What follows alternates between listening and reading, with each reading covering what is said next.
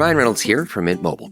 I don't know if you knew this, but anyone can get the same premium wireless for $15 a month plan that I've been enjoying. It's not just for celebrities. So do like I did and have one of your assistants switch you to Mint Mobile today.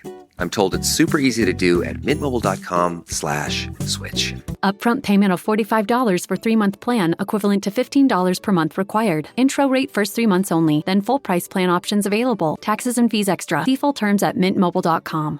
Calling all dog owners. Your furry friend deserves top-notch nourishment, and Ollie delivers the clean, fresh nutrition your dog needs in 5 flavors they'll absolutely flip over. Ollie is made in U.S. kitchens with ingredients carefully sourced from trusted growers and producers around the world, with absolutely no harmful fillers or preservatives. With protein-first recipes like fresh beef with sweet potatoes, fresh turkey with blueberries, or fresh lamb with cranberries, you might start thinking, dang, my dog eats better than I do. And that's probably true when it comes to Ollie. Give your pup a fresh start this new year by letting them taste test a personalized meal plan with Ollie. Head to ollie.com/Wondery. Tell them all about your dog and use code WONDERY to get 60% off your first box of meals when you subscribe today. Plus, they offer a clean bowl guarantee on the first box. So if you're not completely satisfied, you'll get your money back. That's OLLIE.com/Wondery and enter code WONDERY to get 60% off your first box. Start your dog's new year off right with Ollie.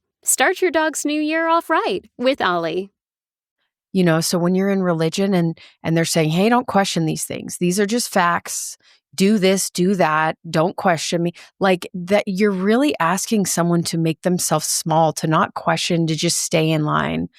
And that makes for just drones, robots. And for me, I think that it also depends on the family you grew up in. Like not everyone that grew up in religion has a, traumatic experience like you or I. But I think it depends massively on the parents. And I had a very controlling father. And so a controlling person who then finds religion, it's like a perfect fit for them to be one of these, that's where we see these leaders who are demanding control of the congregation, and they're using it to manipulate, control based on fear. And that was my experience. My experience was, hey, this is the long list of the things you get to do. And if you don't do them to the T, you're going to this place where you're going to burn to death eternally. And the fact that this gets told to these young kids, like, no wonder. I just lived in this constant state of fear, having to perform for the man in the sky that was judging me. That's Tammy Cox, a trauma specialist and a coach. This is the Silver Linings Handbook podcast. I'm Jason Blair.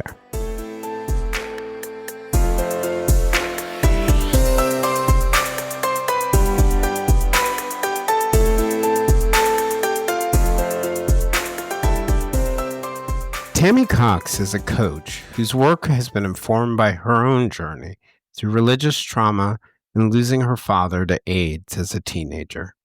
Tammy grew up in a deeply religious environment where faith and control were deeply intertwined. Her father and others around her embraced restrictive teachings that left emotional wounds and scars.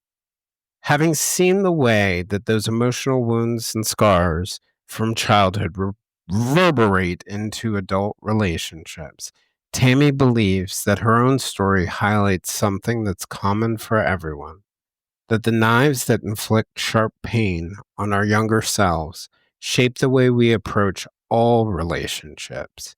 She believes that many of her relationships, including her marriage, suffered under the weight of her religious trauma. Tammy is the host of the Behind the Veil podcast, where anonymous guests join her to discuss their most intimate relationship struggles, from emotional abuse and unresolved trauma to trust issues and anxiety over self-worth and relationships. Tammy and her guests discuss a wide range of topics with a level of vulnerability and a focus on the actions that one can take to help themselves heal. Today, we're going to focus on healing from religious trauma being able to reclaim your spirituality and worldview, using vulnerability to heal, and how to have meaningful and positive relationships after you've walked through something like this.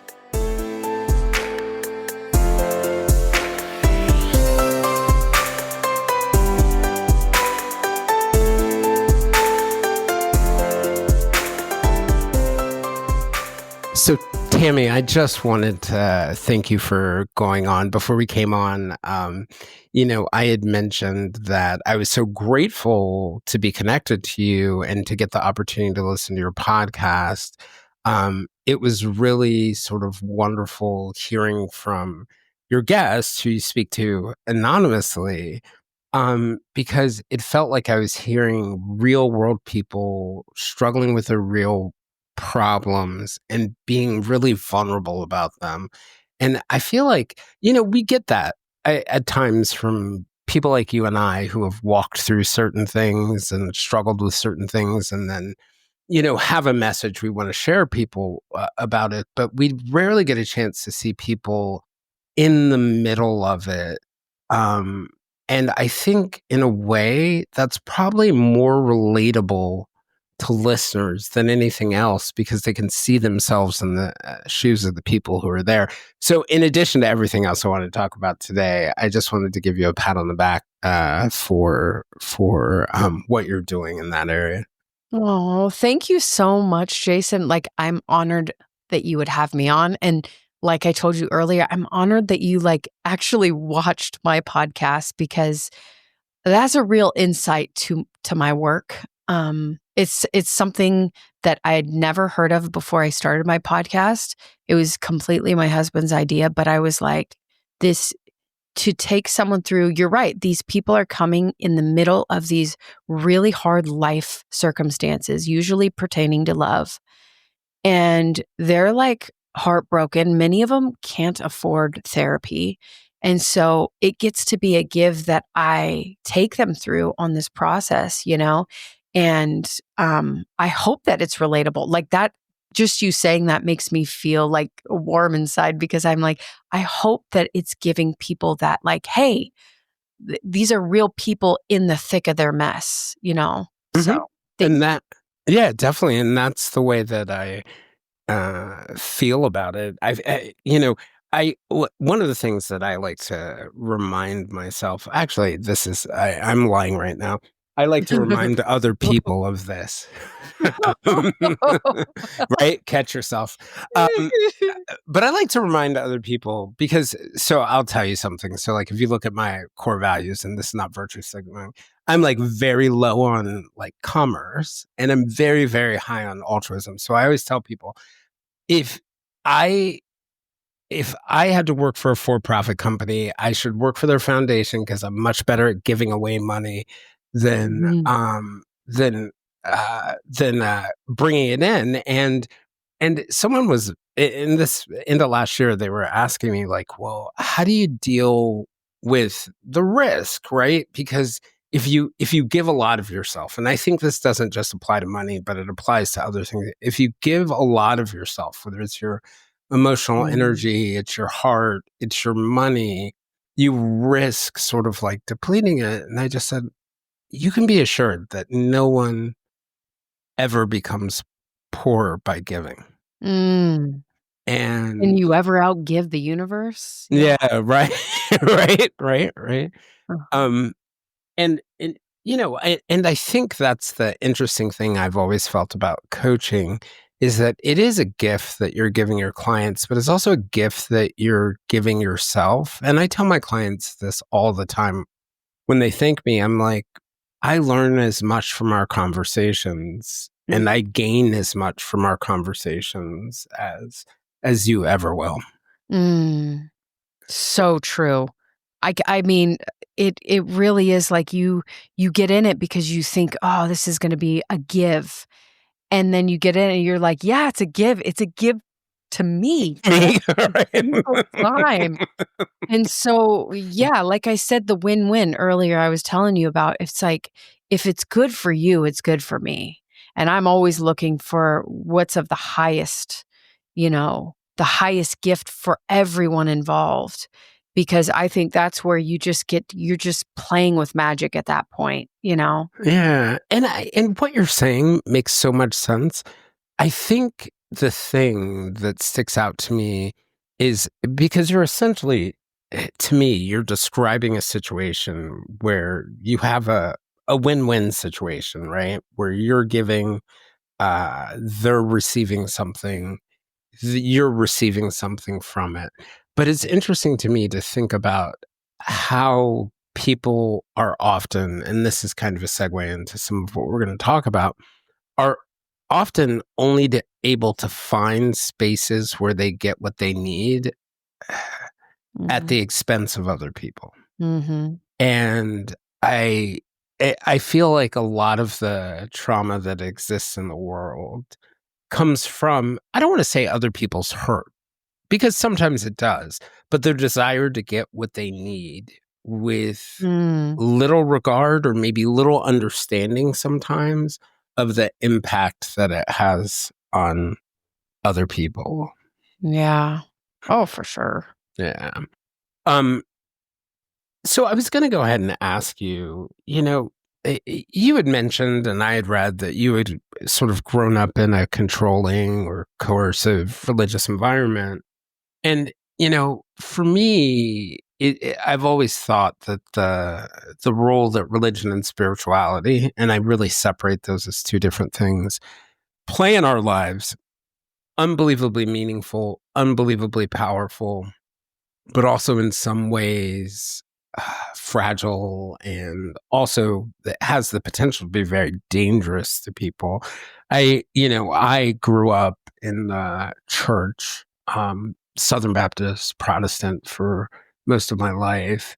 And it was such an important part of me and my sense of belonging in the world. It was like an anchor, just like my family was an anchor. And I remember for me, there were a couple points. Like one inflection point was seeing the way that some of our leaders in our church treated a young man who had clearly made mistakes, but it was difficult to watch. And then the way that the leaders in my church viewed sort of like gay rights kind of started to bother me in some of the comments. But what ultimately sort of like broke it for me was this one time sitting in a Sunday school class. It was almost like veils came off my eyes. My Sunday school teacher, a lovely woman, told this story or was teaching us this Bible teaching where she was saying, women should not teach men. They can teach boys and they can teach men. And I was like, well, since historically, not to be a textualist here, but, boys became men at age 13. Why are you teaching us? Oh, Genuine question. She was like, really good question. See, the appropriate answer on her part. did you actually ask that? Oh, absolutely. Absolutely. I love that. I can't stop myself if something doesn't make sense to me. I love that you asked that. Right. So anyway, she goes, gets the Sunday school director, and he comes into our class the next week and he explains whatever the rationale is. And then, I think me and other people were like, this makes no sense. Because I had grown up in a church, in Southern Baptist Church in Georgia, where we had women ministers. Our pastors were all men. We had women ministers. So I was like, what is happening here? And what he said to me, and this broke me, he said that the devil divides us. And his implication was, because I had a question that he clearly could not answer, that I was being divisive. And I realized in that moment that for some people in religious organizations, leadership roles, or who appear devout, that it's not about what it was for me, a spiritual connection, a way to understand the world. And, like 14-year-old Jason could not have articulated this to you. but that for them, it was something different. It was about power, control, about being right, about all sorts of other things. And I just remember, and it really affected me in every conversation because I'm a debater. I had religion after that, but it really like broke something in me and caused me to separate from the church. And I think, created a wound deeper than I could have possibly imagined, like one that sometimes I still cry about today, if that makes sense. Wow. So, and in my situation, in the grand scheme of things, not particularly bad, but like it hurt. It was just very, very painful. Mm.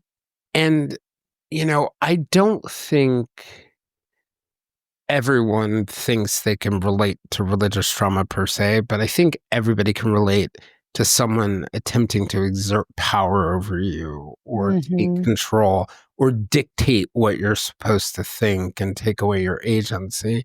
And so I'm curious about what your experience was like. Yeah, that's so crazy. I mean, I can relate so much to your story. And I can also applaud you for the fact that you came to these conclusions young. Like the questioning, that's our growth. So when you're in religion and they're saying, "Hey, don't question these things. These are just facts. Do this, do that. Don't question me." Like that you're really asking someone to make themselves small, to not question, to just stay in line. And that makes for just drones, robots. And for me, I think that it also depends on the family you grew up in. Like, not everyone that grew up in religion has a, traumatic experience like you or I. But I think it depends massively on the parents. And I had a very controlling father.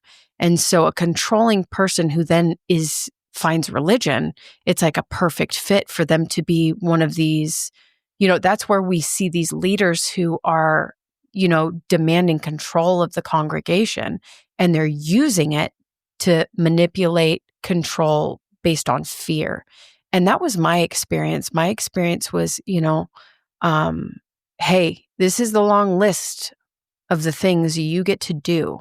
And if you don't do them to the T, you're going to this place where you're going to burn to death eternally.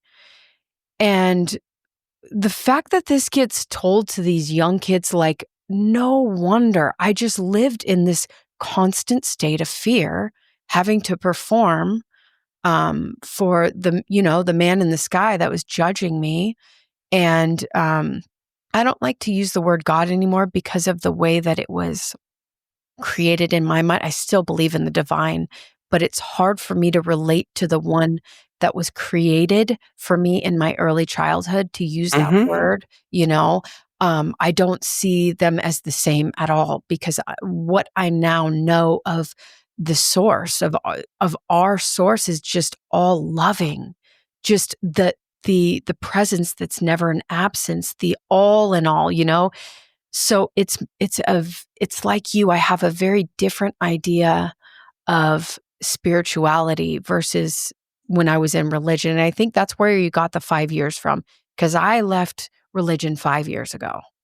So just imagine, because I grew up in that fear-based state, I carried that out, and I became very devout in my adulthood. In fact, it was a way I was trying to, quote unquote, fix myself, But as I started to really dig into my trauma wounds, so much of it was that fear inflicted on me in those early years, But I think my father had a lot to do with it, because he was very, he was also a very firm believer in discipline needs to be physical violence, and it was abusive. And he would use scripture, spare the rod, spoil the child, which is a text that is a scripture that's so taken out of context.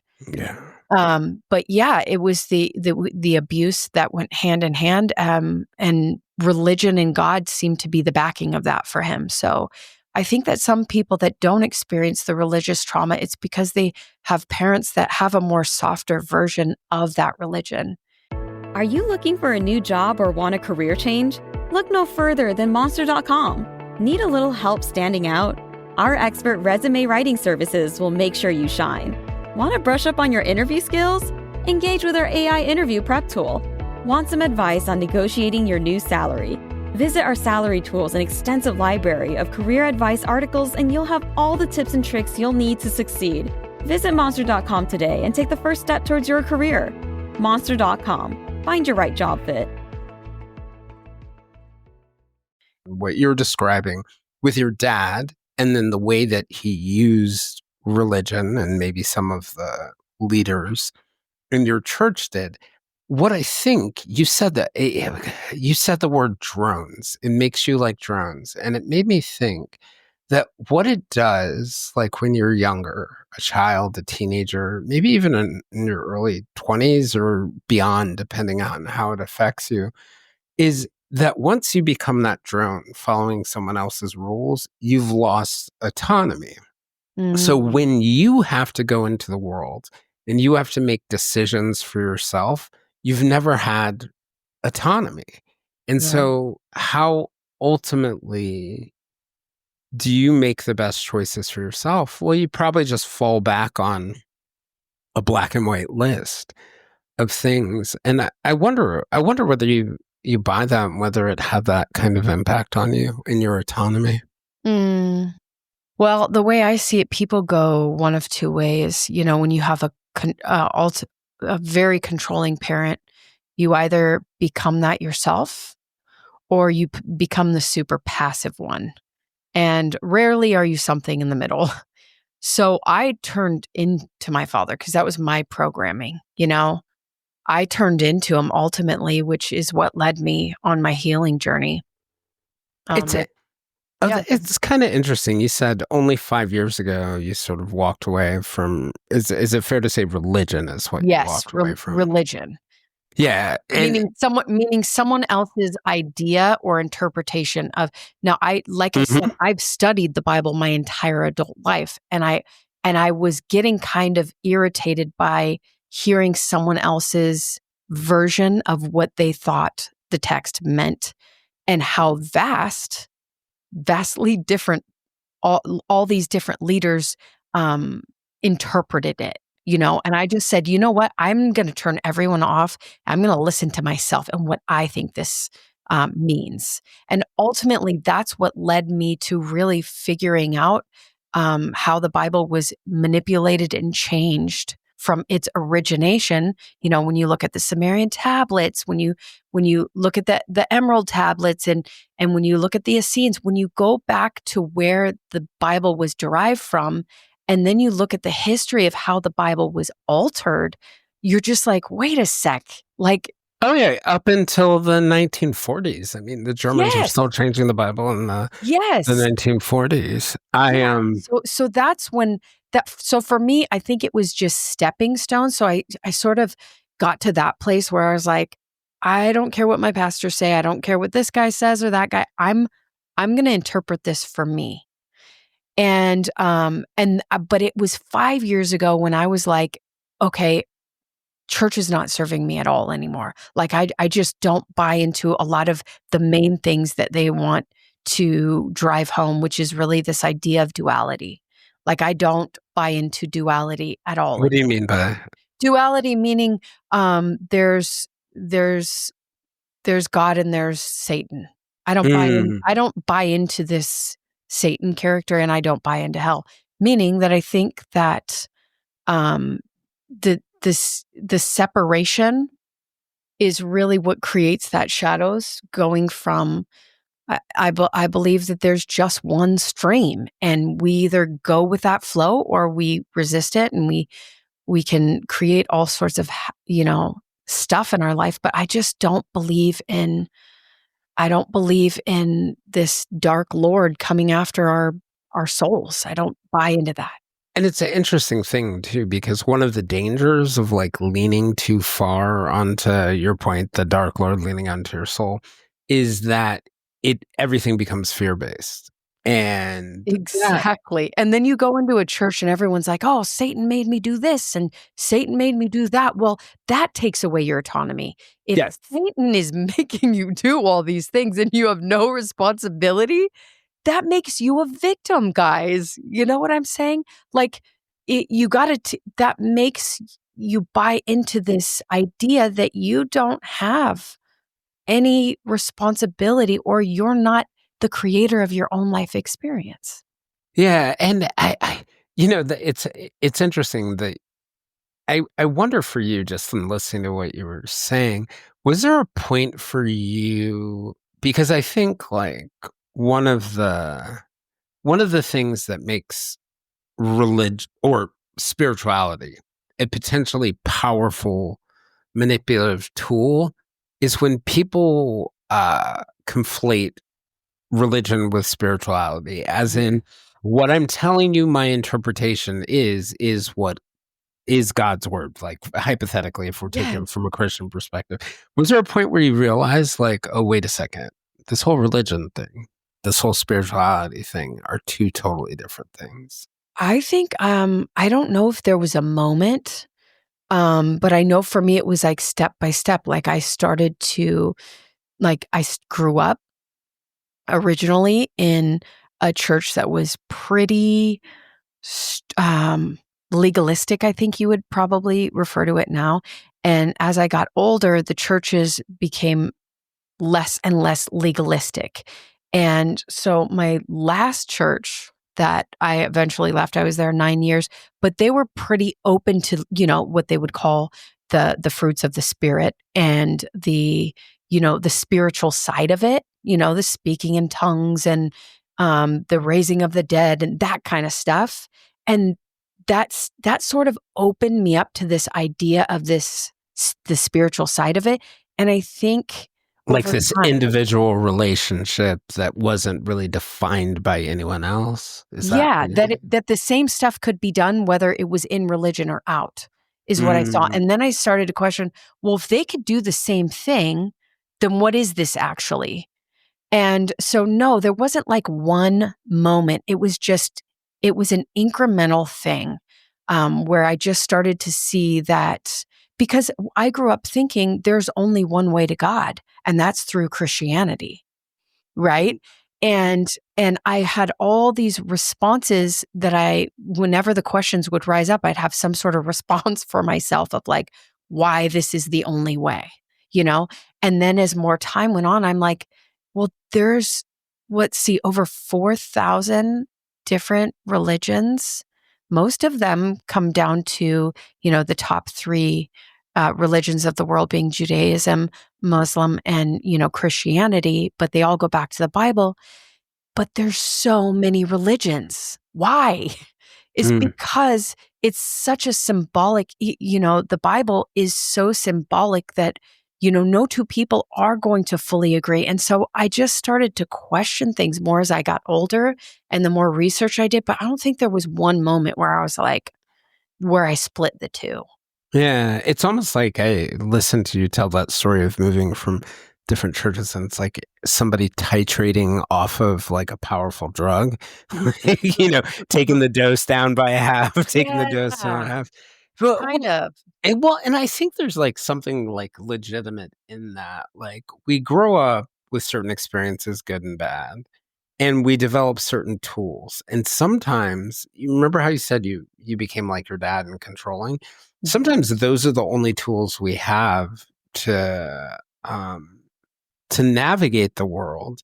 And sometimes it's not about like this giant flashing moment where you see the light, but it's about like using that tool in a little bit healthier way every day until you get to the point where you feel whole, if that makes sense. Because I think we have a tendency to judge people sometimes when they're in the middle of healing,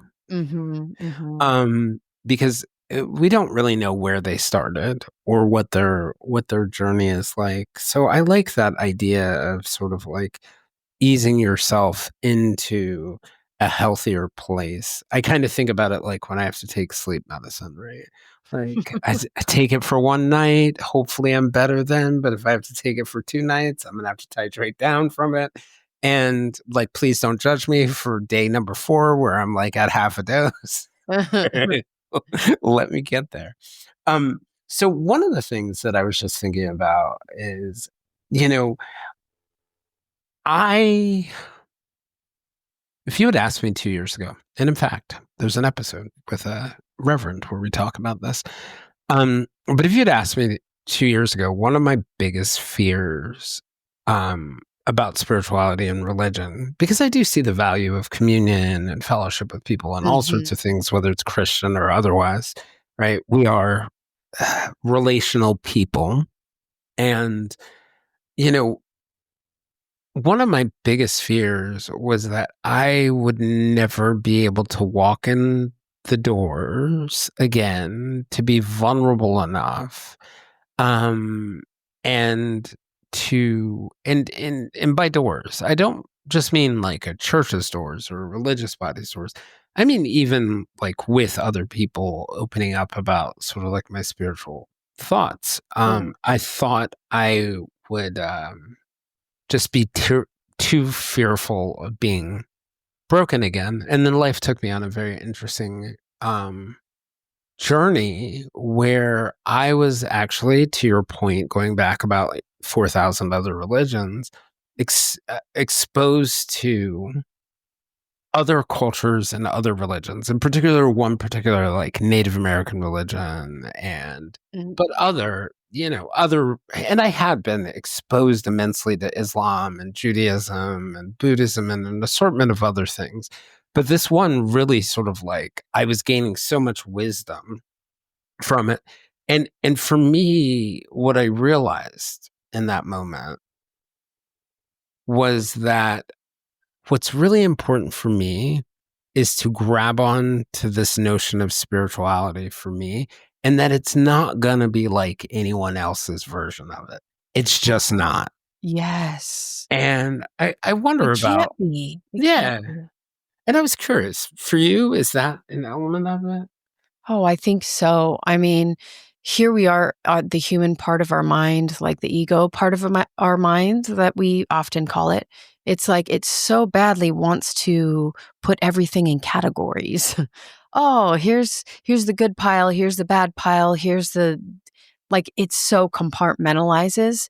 And yet no two people can have the exact same belief system because their perception is different. They've lived different lives. So we could even subscribe to a very similar, like, oh, you get to even take people from the same religion, two people from the exact same religion. If we looked at their beliefs, they would have 2 totally different kinds of beliefs. I completely agree. It's kind of like eyes. You and I could be sitting here together looking at the exact same thing. We're the exact same color, and we're not actually seeing the same color because our eyes are different. And even though commonly we both know that's green or that's blue or that's whatever it is, we know that we're actually not seeing the same thing. And I think that applies to all sorts of things in life. And I wonder whether part of what's really important is just respecting, going back to the word autonomy, but respecting people's or being open to the idea that it's okay for people to see it differently than me, that I don't need to be afraid to have someone challenge me, or in the case of my Sunday school teacher, I don't need to be afraid that this person has a question that I can't answer. Yes. Yeah. No, that's so good. I've recently come to that place too, because when I was in Christianity, I felt like I had to have all the answers. I had to know it all. And so I'd just if I didn't know it, I'd just BS my way through it. I'd come up with something. And I look back now, I'm like, that is so silly. And now, when I have something that is not, someone asks me a question, I'm just like, I don't know.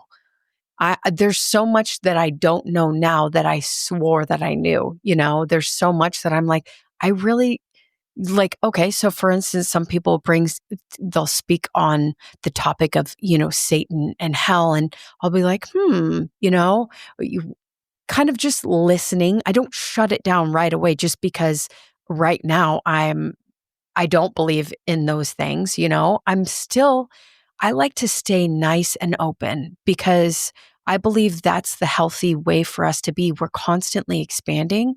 Our beliefs will always, if we're working on ourselves, like I choose to, it's like we're constantly going to be growing and having new thoughts and new ideas and ooh, what about this? What about that? Like, because we're open, we're malleable. Our beliefs are malleable. So for now, I don't want to claim to know everything. Like that just sounds exhausting. And why would I care if I don't know an answer to something? Well, if it's really important to you to know everything, you're in trouble. Yeah. One of the things that I was wondering about just listening to you talk about some of those things, do you believe that there is good and evil? I mean, I do believe that evil is just where God isn't, right? I believe that, okay, so when it comes to the Trinity, it's like the positive and the negative polarity, and then there's the middle, the neutral. And my goal is to just hit that neutral spot. So, when Jesus talks about don't judge, right? Is all about don't judge, don't judge, don't judge, don't judge, don't judge. And that's because when we bring ourselves to this neutral place where nothing is intrinsically right or wrong, that's like the balance point. That's where we become, as some would call enlightened. So for me, when I find myself in judgment, I think you were talking a little bit about this earlier. When I find myself in judgment, I do my best to sort of like come back to that center point where I'm like, no, I'm not going to judge this. I'm not going to look at it and say, this is evil. This is wrong. It's like, who am I to create that polarity? Who am I? So the way I choose to see it is like, it's the same with hell and Satan. The second I stopped believing in it, it had no pull on my life. It almost vanished completely. And so I'm like, what's that about? Well, the interesting thing that shifted for me on that piece of it, because I'm firmly in the I have no idea camp, and it would be and because I cannot prove it based on fact, science, or any subjective or objective measure, it's just something I'll never know. But one of the things for me that I think has been, interesting for me is that I've begun to look at a lot of the things that we talk about around evil or spirits or other things like that in the same way I look at sort of like mysteries and fantasies and folklore, that they're lessons. And if you take the right lessons, you might learn something about, the dangers of greed or the misuse of power or something like that. But take the right lessons for yourself out of it, regardless of whether we're going to call it good or evil or I like whatever that. it is. Yeah, I like that. And even you could look at the human being. You know how they had, you remember all those old cartoons or whatever when they have like the angel and devil on each shoulder? Mm-hmm.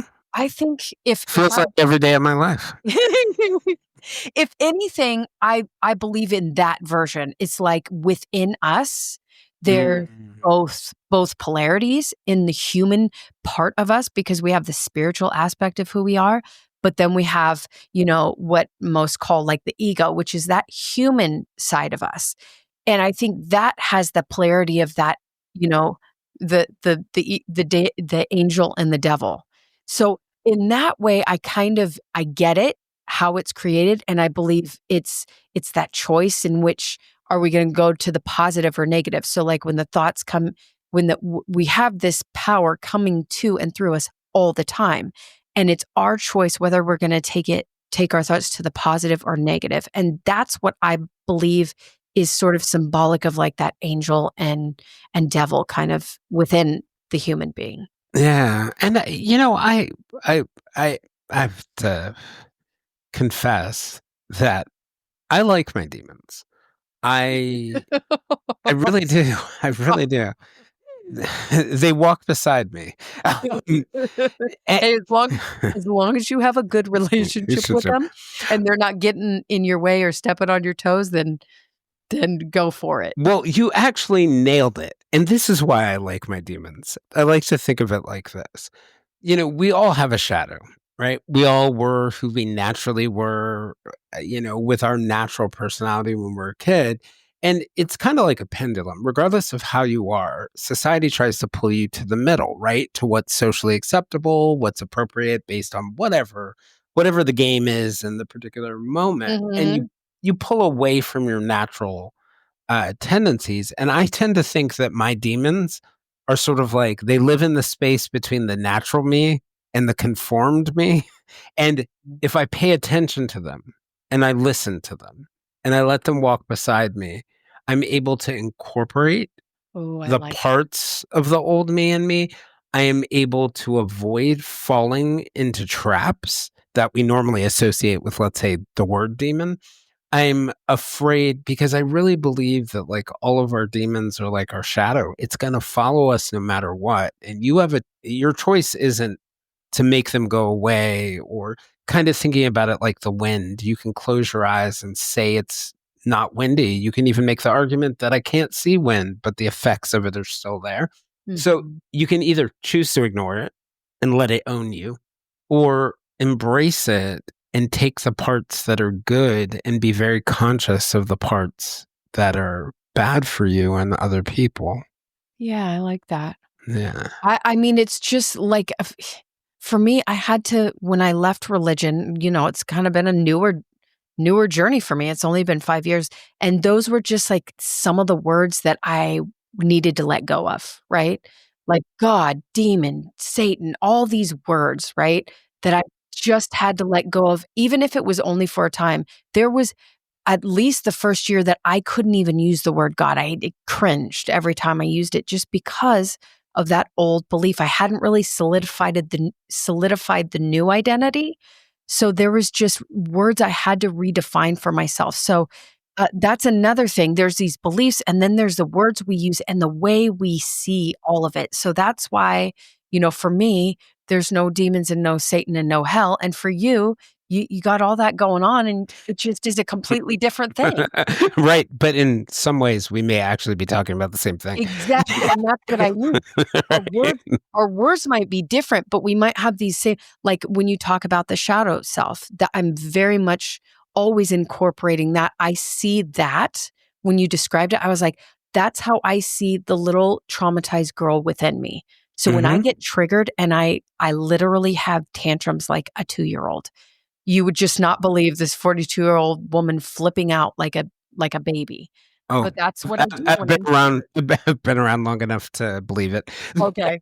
You've seen it. But I have to tell my clients like that is the little you that has not healed completely all those wounds. She's still in there and she's still hurting, and she's going to give us insight as to what we get to work on next. So I don't want you to quiet her down. I don't want you to shame her. I want you to listen to her. I want you to scoop her up in your arms. I want you to tell her you love her, tell her that she's safe and she's held. Like, I really teach them how to have a great relationship with her. But when you said demons, that's how I see that little version of me that still needs healing. Yeah. And oftentimes that's, comes down the epigenetics line as, past trauma from our parents or our parents. Right. I've worked very actively with my clients on that. Well, epigenetics is like a fascinating piece of it, like particularly in thinking about your story. That idea that like, I think it was a huge revelation for at least mental health world, and it should be for everyone. That trauma really does get passed down, and it gets passed down through our DNA. And I'm curious, do you know anything about what your father's life was like before you were around? Oh gosh, yes. My dad came from just he had a horrible life. He was one of 3, and he was actually the last to die of his siblings. We're talking, they all struggled with sexual addictions. My dad died of AIDS, right? Yep. Yeah, my dad died of AIDS.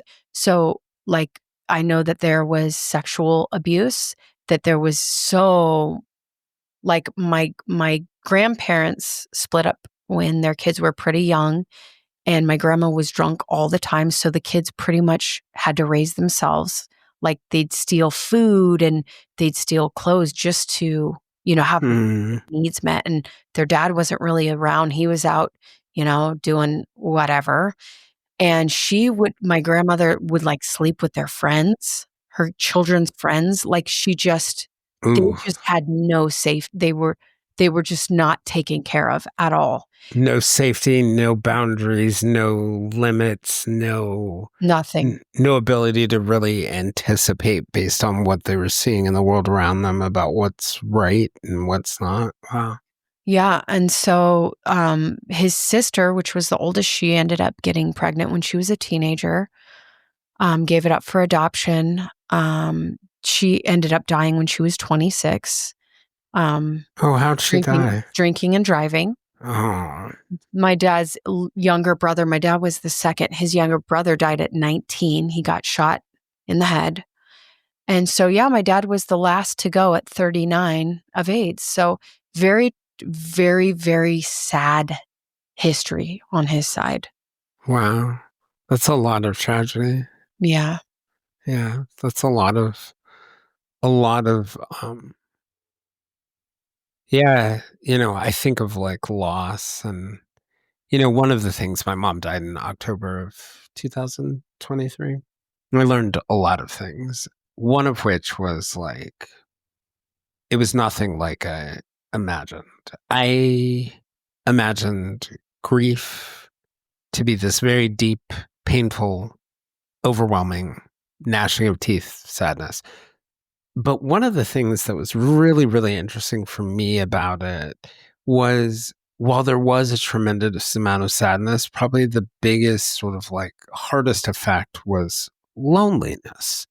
I felt lonely, like there was this irreplaceable person that had been taken from my life. And I've talked to people who have had not the best relationships with their parents, and about the question of like, do they think they'd feel the same feeling? And I've kind of come to the consensus, or at least a consensus in my own head, that actually they're feeling that same feeling sometimes before their parents ever died, because they're already mourning what they never had. And that's heartbreaking, having gone through what I went through, to think that somebody is mourning what they'll never have in their parent.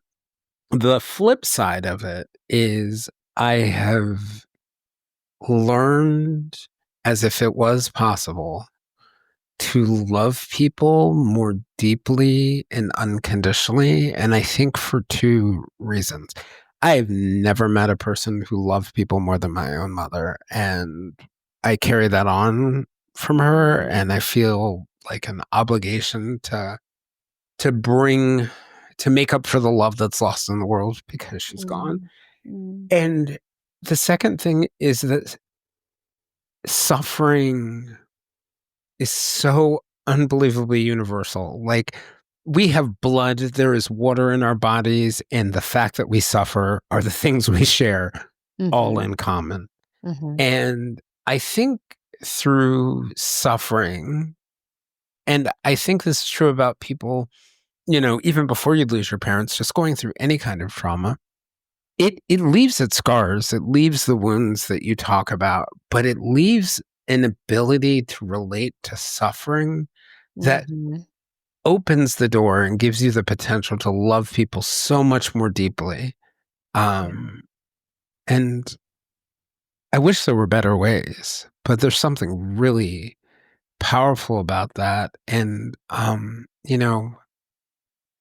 it's kind of like that idea that you have to learn to love these. You don't want horrible things to happen. You don't want your mom to die. You don't want to be abused as a child. You don't want to go through traumatic experiences, but you have to, in a way, or at least I believe, you have to, in a way, learn to love them because they can connect you to yourself and the world in profound ways. So do you not believe in you don't believe that the spirit is eternal? Oh, no, no, no, no. It's not that. Like I do believe believe. It's such a tough word because Yes. I'll say I can't prove it. That Mhm. much I do know. Um, do I want to believe it? I do want to believe it. Do I have evidence for it? No. Do I have faith in it? Yes. Um, so it's complex, but if at its core you're asking, do I have faith in the idea that on some levels our spirits are eternal? Yeah. And it's just like they talk about matter. I have a bookshelf across from me, a painting over there. I have, an assortment of different things. No new matter has ever been created. Right. It's always existed. Everything that I say I possess or own or touch or whatever, 1,000 years, 10,000 years, whatever number, it was a piece of matter connected to something else. Um, you know, so I guess for me, it's kind of like Fox Mulder in the X-Files. Like the truth is out there and I want to believe. And I'm okay with that. How do you think your dad's experience affected the way he raised you? And how do you think that affected you in your other relationships? Well, I think more than anything, he was very protective. Like we were very sheltered. Um, he believed, you could tell by the way he raised us that he believed the world was a very dangerous place. Because we didn't have a TV in the house till I was 9. I wasn't allowed to listen to the radio, only Christian music.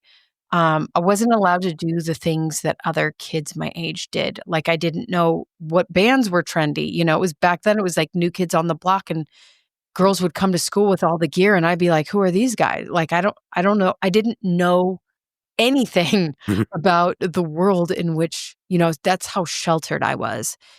And so and I also who I hung out with, the way I spoke, how I behaved, everything was so massively controlled because my dad said, "This is who you will be, and you don't have a choice in it."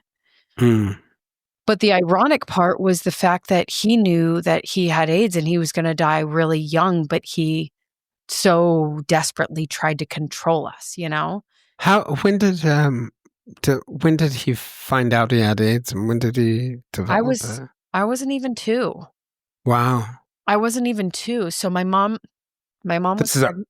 mid 80s, probably mid 80s, early 80s. Yeah. I was born in 82. My mom was Okay. pregnant with my brother. She had him in 84, so this must have been in 83.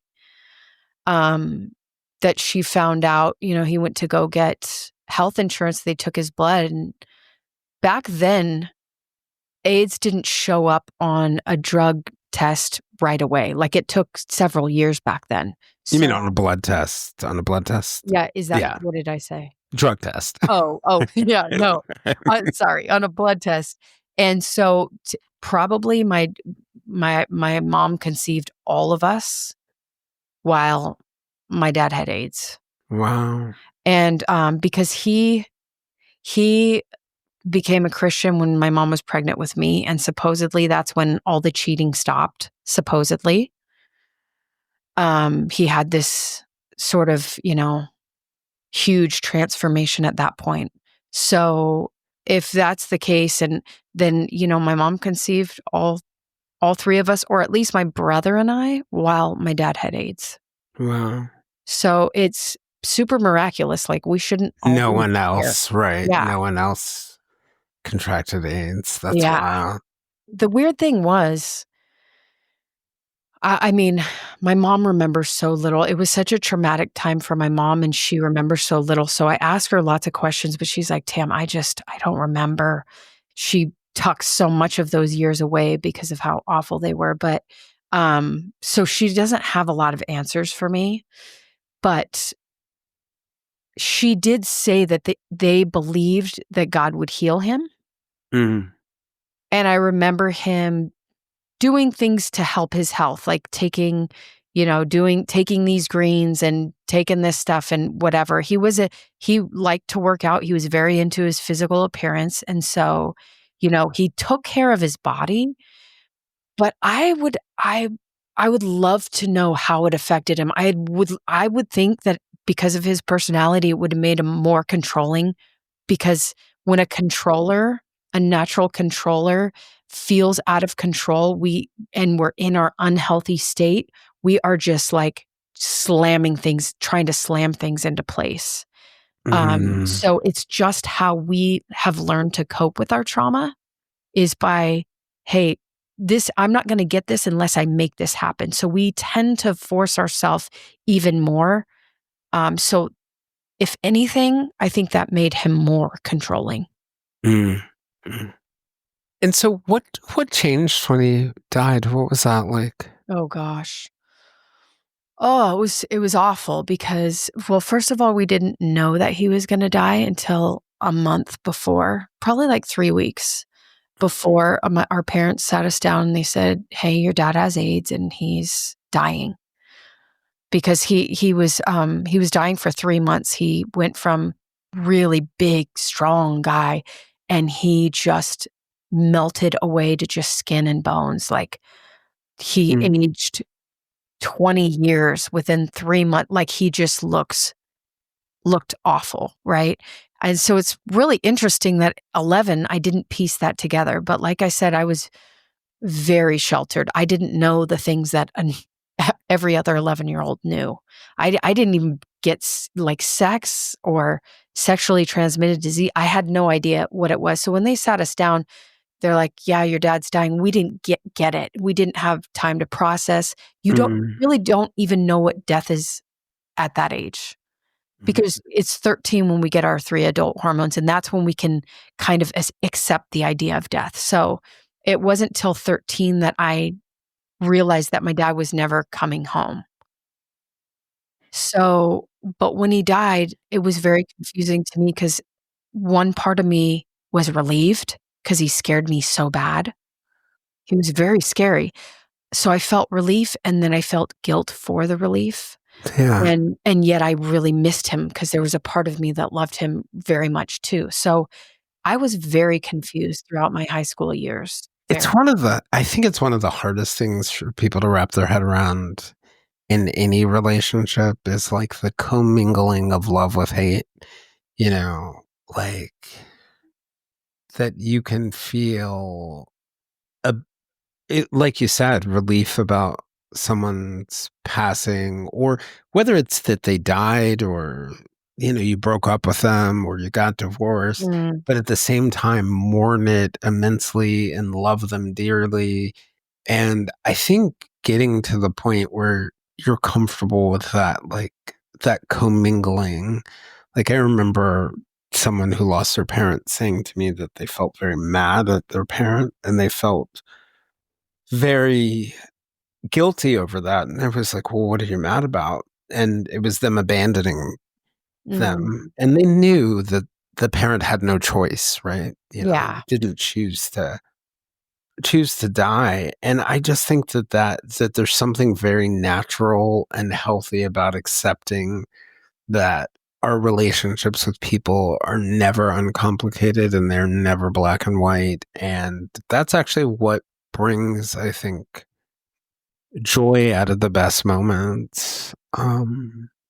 Sometimes the painful part of it. How did life change for you all once your father passed away?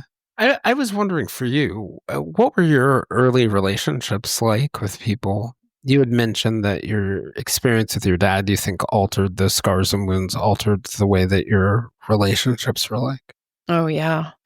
Well, I married really young when I was 21, and I married my dad. He cheated on me the whole time, treated me awful, said the most horrible things, never didn't work. And then was like, "Oh, after a year and a half, oh, I don't love you. I don't want to be with you." I don't even really like you. Like, Oh, wow. awful. And so I tell people I married my dad the first time and I married my stepdad the second time, you know? And um it was a powerful experience. I wouldn't take it back. It was so painful, but it the pattern is just showing us the beliefs that are on the track. And I hated myself so deeply. I hated who I was on the deepest, deepest level. And so when you hate yourself that much, you're not going to attract very good relationships. So yeah, I attracted some real doozies, I'll say. He was the biggest, but that's just our belief system, you know. So when I started to shift those, that's when I opened myself up for some very different beliefs, which led me to a very different reality. And I've been with my husband now 18 and a half years. When you got to that second marriage, or even if it came before this, like your first healthy relationship, was it hard to deal with it or to have faith in it? Or what Oh was God, that like? yes. Yes, of course. Because one of my dominating commands, a command being a limiting belief that's like deeply impressed upon the subconscious mind, my biggest limiting belief was that I was unlovable. And so Mm, it was projected out in every relationship and almost every negative event in my life, you know, this belief that I was unlovable. And so I it's even so fascinating too, because if you don't believe that you're lovable, you instantly distrust anyone who loves you. And I just exactly. find that so sad Hmm. because it's like the ultimate irony that the defensive mechanisms that are there to protect you are are are ensuring you that it's going to be very difficult uh, to find love, Hmm. uh, and that's sad.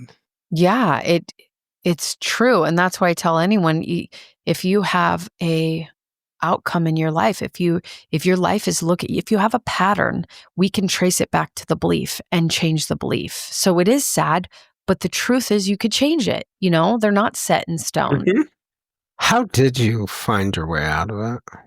Well, I had a long journey because I was 19 when I was so swelled up with resentment. I was so angry, so mad at God and the world, and I was just a mess. And I said, I had several times in my life where I got extremely suicidal.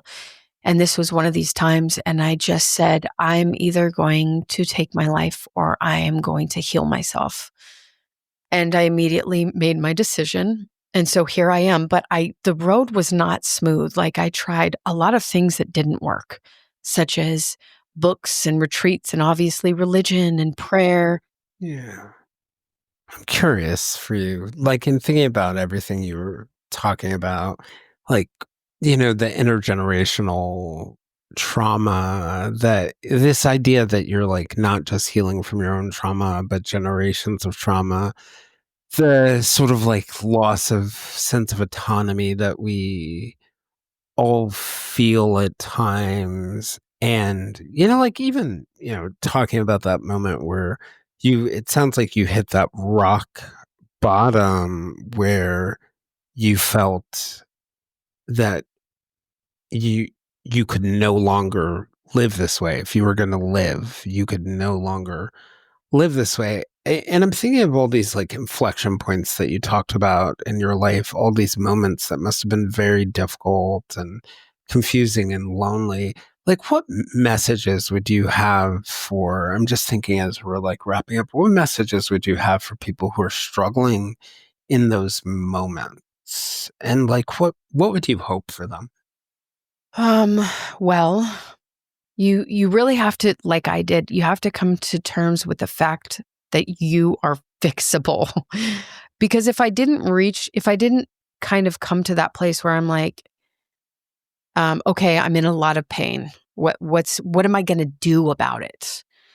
And I made the decision to heal. I think everyone has to get to that place. And I also think it's a powerful place because for me, I was in too much pain to live like that any longer. Like a decision had to be made. Mm. And the people that are in that place look at it as a massive opportunity because you have this opportunity to shoot up. You know how they say it's always the darkest before the dawn? I am susceptible to the darkest of dark depressions, as you can imagine. That is a ugly, ugly place with not much hope. But even in that, like holding on to that thread and being able to look at your history and what you've been through, and even though in that moment it may feel like you're going through something that you'll never recover from, well, chances are you already have recovered from something like it or near it, and chances are something very good is going to come out of it. I think that's a great note. Do you have any closing thoughts that you want to share for people? Any insights or notes you'd like to leave people with as they're trying to kind of find their own way in this world, recognizing, of course, like you said before, that everyone has to have their own path, but I imagine there's some things that are just helpful to hold on to. Yeah. I'd say the biggest thing is be really careful of your intake, meaning you're like the 5 people you hang out with the most. This is just fact. So if you want to change, chances are you're going to have to change your groups. You're going to have to change what you're watching, what you're listening to, because everything is going straight into you. So you need to surround yourself with people that uplift you, that want the best for you. If you're in a place where you're low, you have to change some things.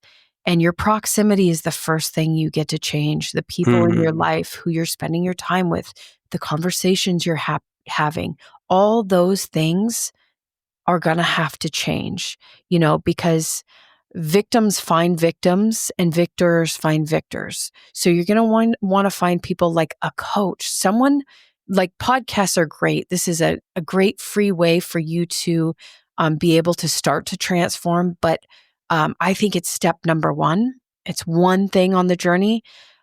It's really important that you change your surroundings if you want to grow and upgrade yourself. And I know that's probably the scariest thing for some people is they have this fear that they're going to lose people. And that sometimes can be the case, but not always. But do what's right for you, like follow your own heart, follow your own passion.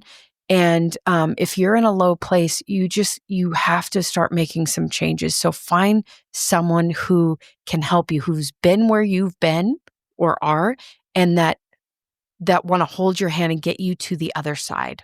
I feel like that's great advice, and I really do appreciate it. Thank you, by the way, for being willing to, just like your guests, be so open and vulnerable and share so much. I think these are all, because I don't want to say it's one message. They're all powerful and important messages. And I think it always, as you can imagine, helps to hear, as I imagine is true for many listeners, hear someone and see the commonalities and see how they've walked in your shoes or are currently walking in your shoes. And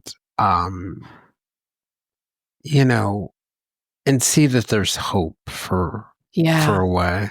Yeah. It's so, so, so important that they see the hope. If you'd like to join us for more discussions with me and other listeners, we can be found on most social media platforms, including a listener-run Facebook group called the Silver Linings Fireside Chat. For deeper conversations with our guests and live conversations with other listeners, and to support the podcast, you can also join us on our Patreon at www.patreon.com/The Silver Linings Handbook.